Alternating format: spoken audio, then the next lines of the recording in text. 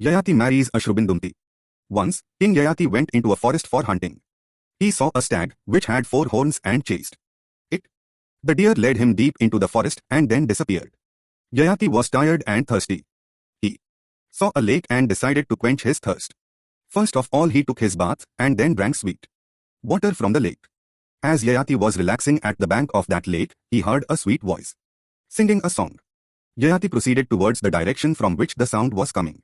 He saw a beautiful woman singing a song. Her companion accompanied the beautiful woman. Yayati became enchanted by the divine beauty of that woman and wanted to marry her. The beautiful woman's companion told Yayati that her friend could marry him only after he shed the signs of his old age. The beautiful woman was Ashrubindumti, the daughter of Rati. Vishala, her companion, was the daughter of Varuna.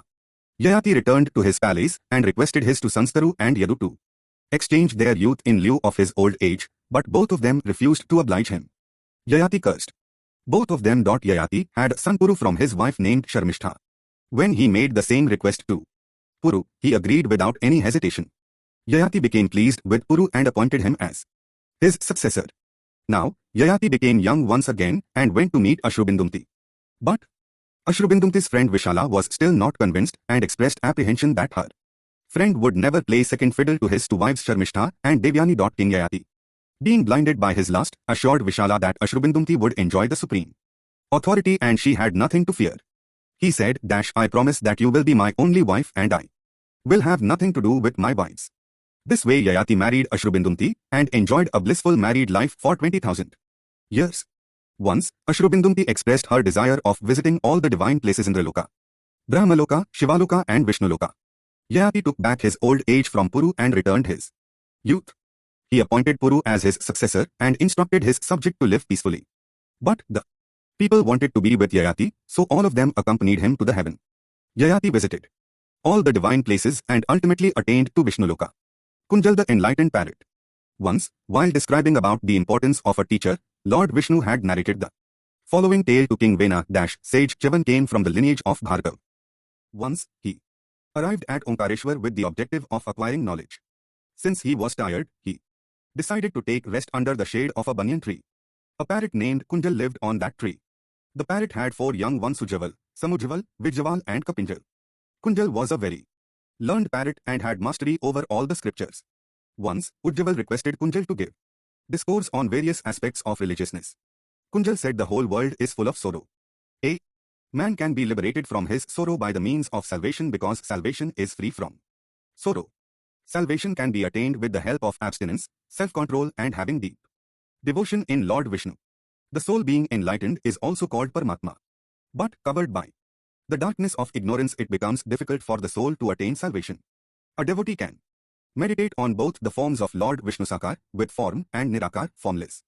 But meditating on the Sakar form is easy for anybody. On the other hand, only an enlightened soul can meditate on the Nirakar form of Lord Vishnu. There are various austerities related with Lord Vishnu and which, if observed by a devotee, pleases him: Jaya, Vijaya, Jayanti, Vanjuli, Tilgandha, Trihasprisha, Akshanda and Manoraksha.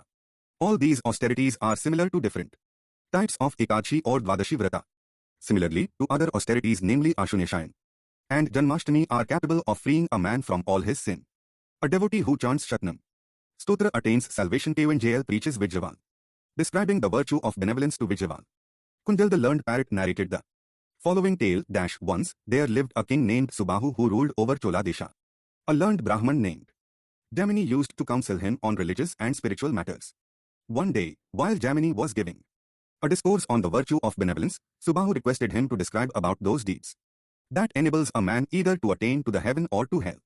Jamini replied, One who earns his livelihood by improper means definitely goes to hell.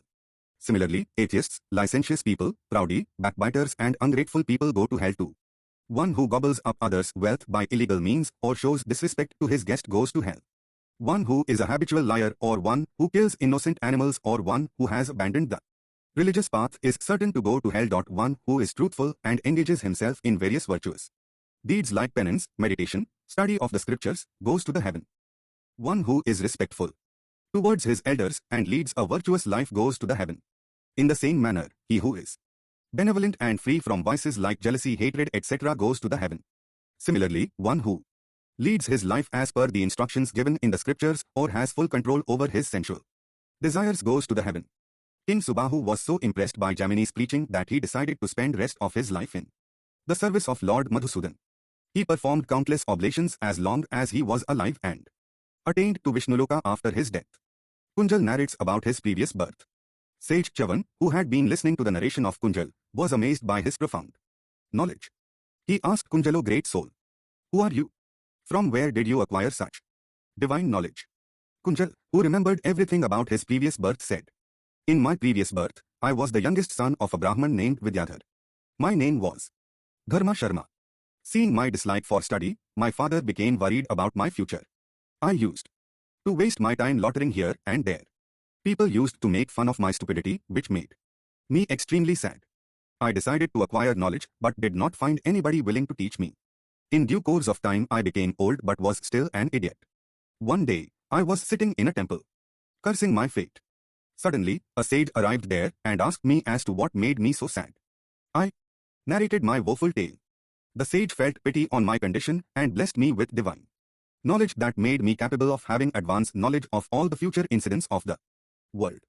Sage Chavan was curious to know about the reason that made Dharma Sharma to be born as a parrot. Krunjal replied, "O Brahman, a man is influenced by the company he keeps.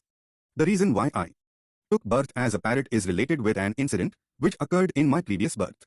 Once, a wicked fowler sold a parrot to a Brahman, who in turn presented it to me.